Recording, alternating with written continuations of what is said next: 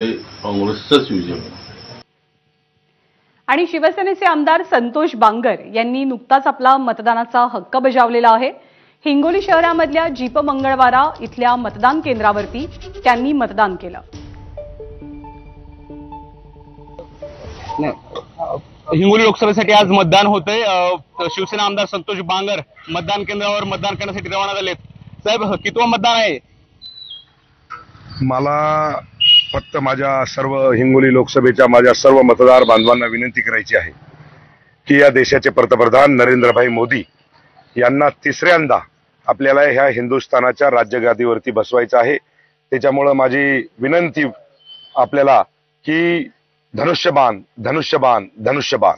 बरं, मला हे सांगा, ही लोकसभेची निवडणूक ही वेगळी होती। याचं कारण असं, एक तर शिवसेनेत पडलेली फूट आणि तुमच्यासोबत आलेली राष्ट्रवादी, हे कसं निवडणूक कशी झाली, प्रचार कसा झाला, काय? त्याच्यात कुठल्याही प्रकारची फूट नाही। ही शिवसेना सरसेनापती बाळासाहेब ठाकरेची आहे।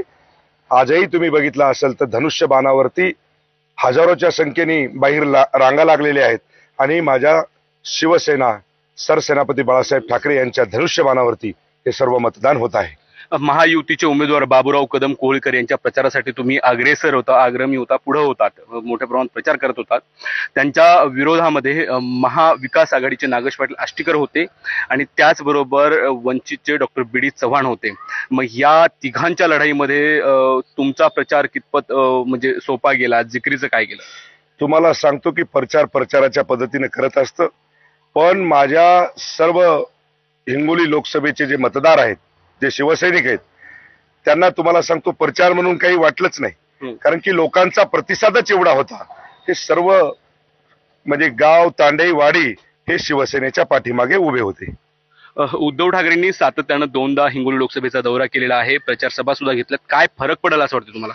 मला वाटते की या हिंगोली लोकसभेच्या जनतेवर कुठल्याही प्रकारचा फरक नाही। ही हिंगोली लोकसभेची जागा छत्रपती शिवराय सरसेनापती बाळासाहेब ठाकरे यांचा भगवा घेऊन येणाऱ्या 4 तारखेला डोलाने फडकवल्याशिवाय राहणार नाही। बरं, विजयाचा गुलाल कोण उधळणार आणि किती मतांनी विजय होणार? विजयाचा गुलाल आम्हीच उधळणार। विजयाचा गुलाल तुम्हाला सांगतो की आज माझं पहिलं मतदान सन्माननीय बाबूरावजी कदम यांना धनुष्यबाणावरती केलंय। माझ्या प्रभू रामचंद्राच्या चरणी हे मतदान आम्ही अर्पण केलंय।